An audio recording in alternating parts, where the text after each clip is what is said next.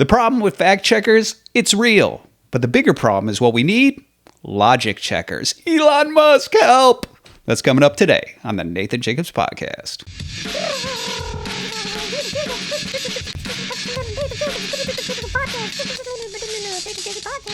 So fact-checking has always been around. I mean, in the informal sense at least. Somebody says something, somebody else checks it and says that's not true. But in the formal sense, the way we think of fact-checking today, that really doesn't emerge until, 20 years ago, something like that. I think it's in 1923 that Time magazine did a printed fact check. But, the sort of prominence of it that we're accustomed to, where there's fact checks showing up on posts or fact checking sites that are available to us, that people go to after a presidential debate or something like that, is really only something that's only a couple of decades old.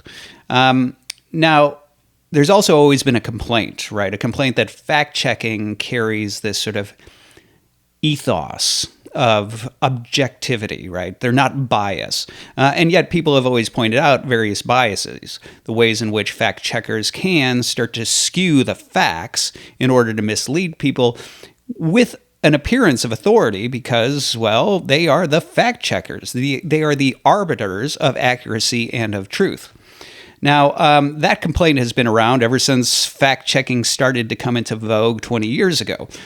Folks complaining that this is a misleading fact-check, it's skewing the information, it's showing a bias, whatever it may be. There's a bigger problem with fact-checking that has always troubled me as a philosopher or metaphysician, and that's that even if you have an unbiased fact checker, somebody who is looking at the information being stated and determining whether what's being said is true or false on a factual level, it's still open to being misleading.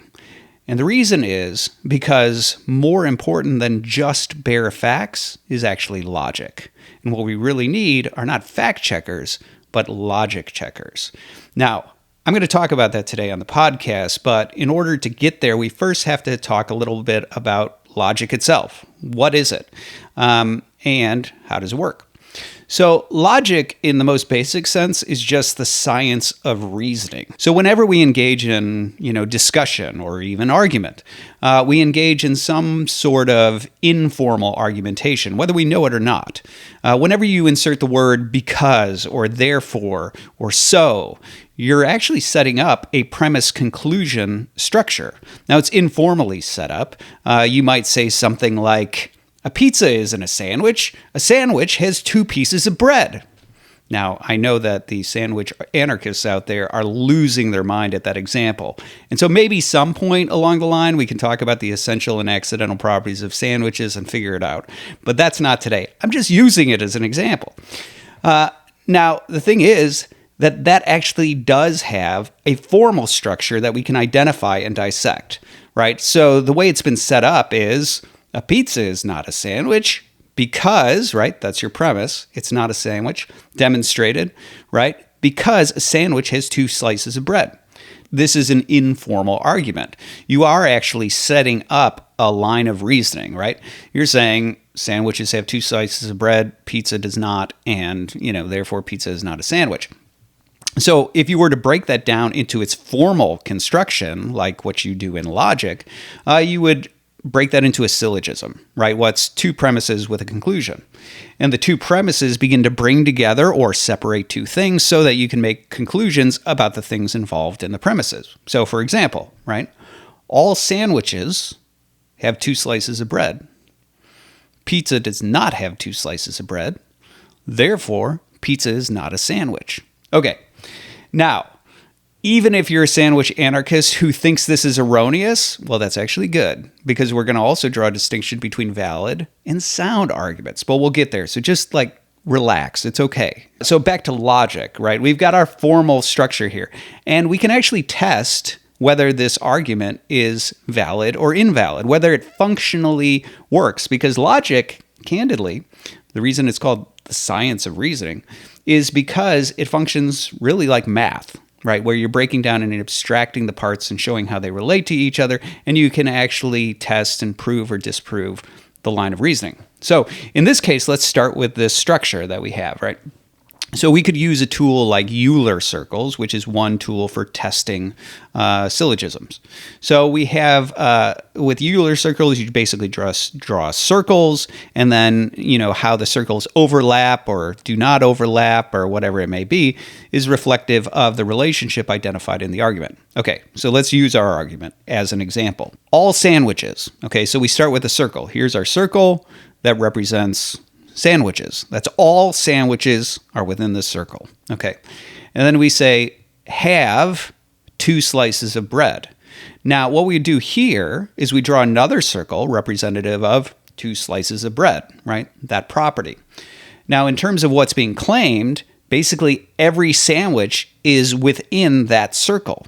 Now, what we haven't said is that, all things that have 2 slices of bread are sandwiches. We haven't actually done the inverse there. So what we do is we would just draw, our first circle, sandwiches, and then we draw a larger circle that contains it, right? So that's 2 slices of bread. Okay, so it's in there. Now, what we say is pizza does not have 2 slices of bread. Okay, so we're going to draw a circle representative of all pizza, and because it does not have 2 slices of bread, we're going to draw it outside of the second circle, right? It doesn't overlap with 2 slices of bread. Well, now what we can see is that the conclusion that therefore pizza is not a sandwich is actually true. Why? Because the circle for sandwich and the circle for pizza do not intersect, and therefore they actually do exclude each other in that sense. Now, so the argument is valid. Now you might go, but that's not true. Obviously pizza is a sandwich. Now this is where we get into the difference between valid and sound. So a valid argument just means that structurally it works. The conclusion actually does follow from the premises, right? Functionally it works. You get to the conclusion from the premises. The question, however, is just because the argument works, are its premises true, right? So I'll give you an example of an argument that's obviously valid, right? It structurally works, but also obviously false. All things that are immortal are purple, right? Pigs are purple, and therefore pigs are obviously immortal, right? Okay, that argument actually is valid. The conclusion does follow from the premises. But you're sitting there saying, what? All things that are immortal are purple? That obviously is false, whatever the reasoning you might offer, right? Angels are immortal, but they're not purple, right? Anyway, something like that, whatever the way you would refute it. But the point is this. Yes, structurally the reasoning works. The conclusion follows from the premise. It's a valid line of reasoning, but it is not sound. Okay, so understand, sound means a valid argument, structurally it works, with true premises, right? And so if, by contrast, I had said Socrates is a man, right? Therefore, Socrates is mortal. Okay, that's my informal argument. We turn it formal by breaking it into a syllogism. All men are mortal, Socrates is a man, therefore Socrates is mortal. It's valid, and it's true. Okay, so that's actually a sound argument. Whereas my all things that are purple are immortal, pigs are purple, therefore pigs are immortal, that would be a valid argument, but it's obviously not true, right? So this is the difference between valid and sound. Okay, so we've only scratched the surface of logic here, but just that little bit of an intro to the science of reasoning begins to expose some very interesting deficiencies with fact-checking.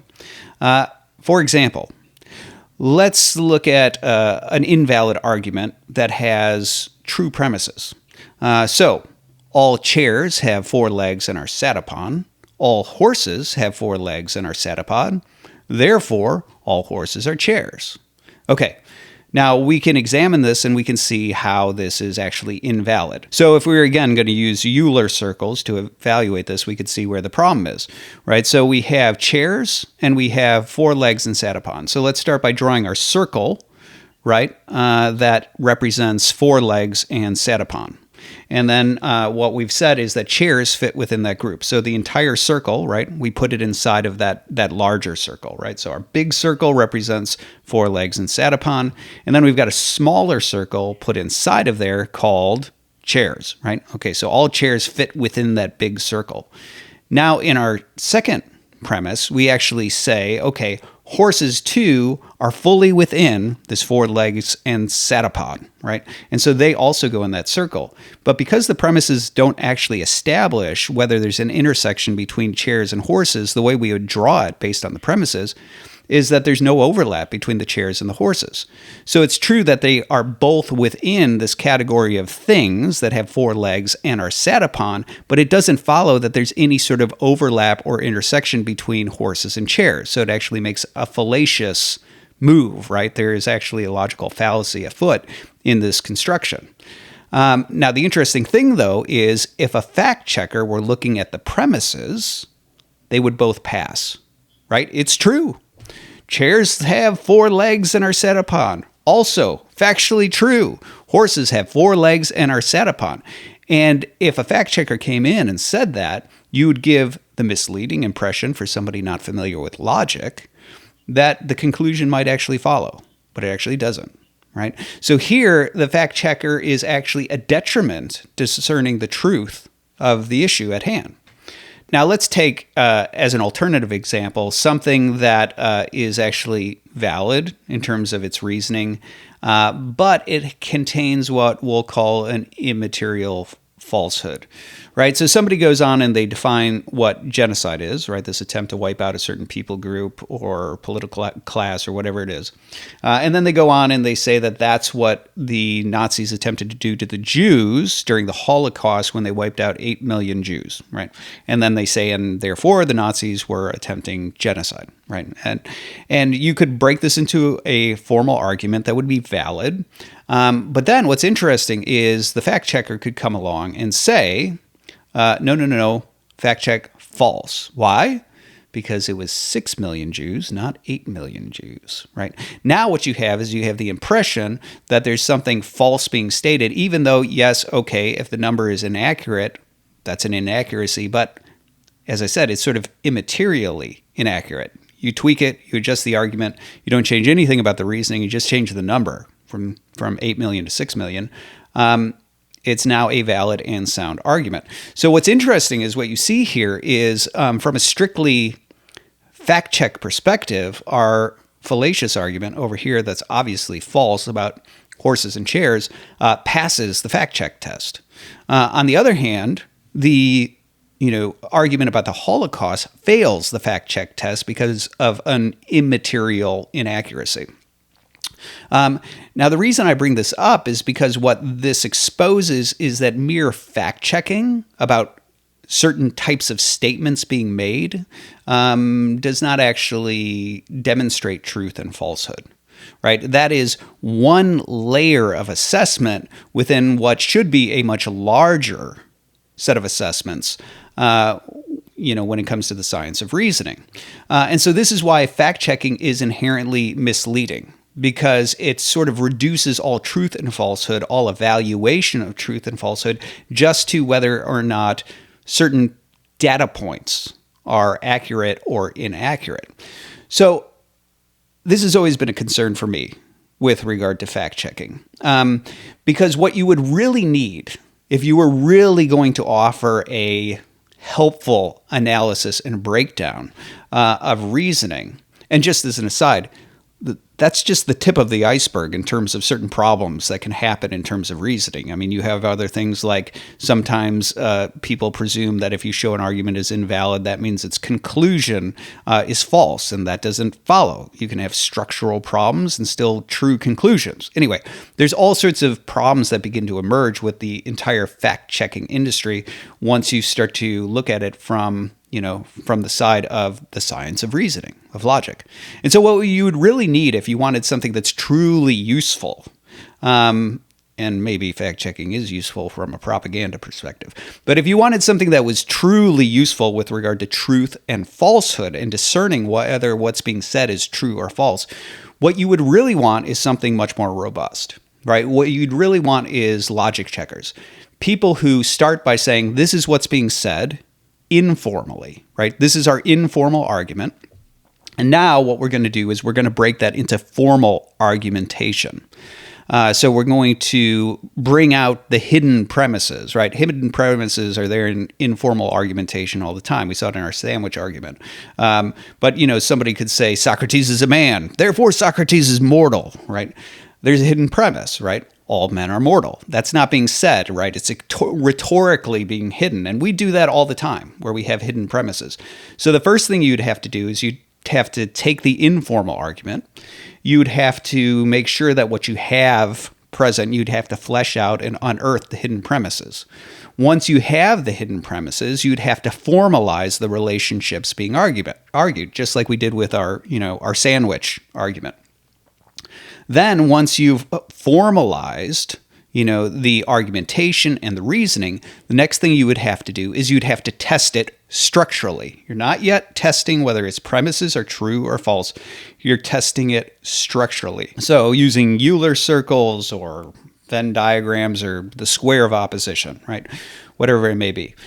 And once you've assessed whether the argument is valid or invalid, then what you would have to do is you would have to assess its premises. Are its premises true? Now, this gets into very dicey territory because not everything is as straightforward as things like how many Jews were killed in the Holocaust, right? And that's a simple numeric assessment. Part of the question is, well, are you using the terms consistently throughout the argument? Sometimes people use ambiguous terms that, even though the word is the same, the meaning is different in the premises and the conclusion. For example, I wrote an article on some of the Trinitarian debates, way back when. And, one group called the Eunomians, who are arguing against the divinity of Christ, the second person of the Trinity, they would argue, well, all that which is God is unbegotten or ungenerated. The Son of God is generated, therefore the Son of God is not God. And I pointed out here that the Eunomian argument is actually using an ambiguous term, right? It's switching how it's using the term God in the first premise versus in the conclusion. In the first premise, they're referring to God the Father. In the conclusion, they're referring to the divine nature. And so the terms are not being used in the same way in premise and conclusion. So that actually makes it invalid because of the ambiguous term. So you actually have to assess the terms. How are the terms being used? If you were in a debate and two people are talking about what's racist and what's not, well, some people these days with critical race theory define racism very different than how it was typically understood, in older literature. And you'll still have that today. Two people on stage in a debate, and one means by racism favoring or disfavoring a people simply on the basis of the race. And then the other person thinks, any systemic structures or operations or something that have disparate outcomes. Those are two totally different terms, even though the word is the same. And so you'd have to assess a whole host of things in order to assess the truth and falsehood of the premises, as well as to assess whether or not, the terms being used are being used consistently and so on. So that would get really, really dicey. And then what you could assess, let's say you unearth that there's some sort of falsehood, right? Like the number of Jews being, who were killed in the Holocaust, then you would have to do a further assessment. Is that a material or an immaterial falsehood, right? Does it actually affect whether the argument, works, whether the argument is sound? Or is it just sort of an immaterial falsehood, which when adjusted and corrected, it's, the argument still works and you now have a sound argument. So here's the problem. That's really hard to do, right? Like to do that with one set of you take a presidential debate where there's a 5-minute back and forth. That is a boatload of work to sit there and break down every claim being made from informal to formal, to assess the logical structure of it, to look at the terms to see if they're being used consistently throughout, to look at whether or not the premises are actually all true in order to assess whether it's valid and then whether it's sound. That's a lot of work. And that, I think, is one of the reasons why we don't have logic checkers, because even if people like me gripe about it and say we should have it, Well, who's going to do that? You need an army of logicians to sit there and like do that for an entire presidential debate. Well, I said at the beginning of this podcast, Elon Musk, help me. Well, and here's why. This is actually one place where hypothetically AI could be of use. Now, I know AI has internal biases.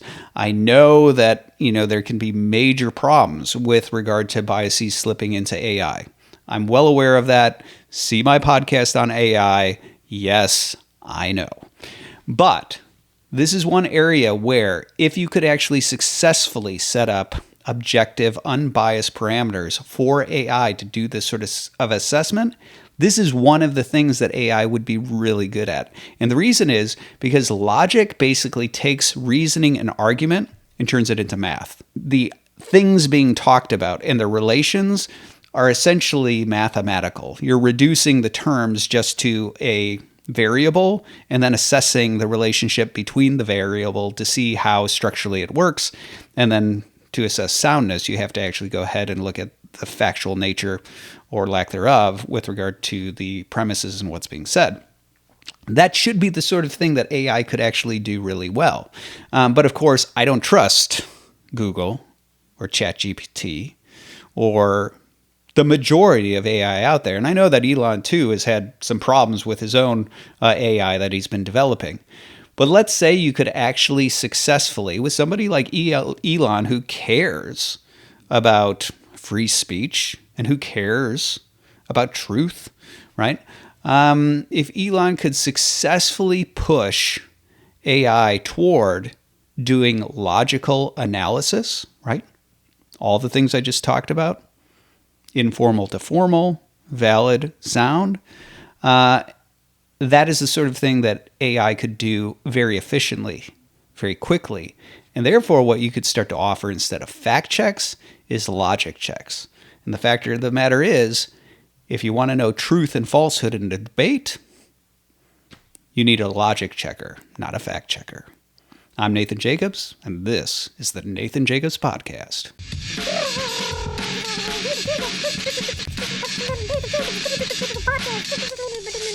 Podcast.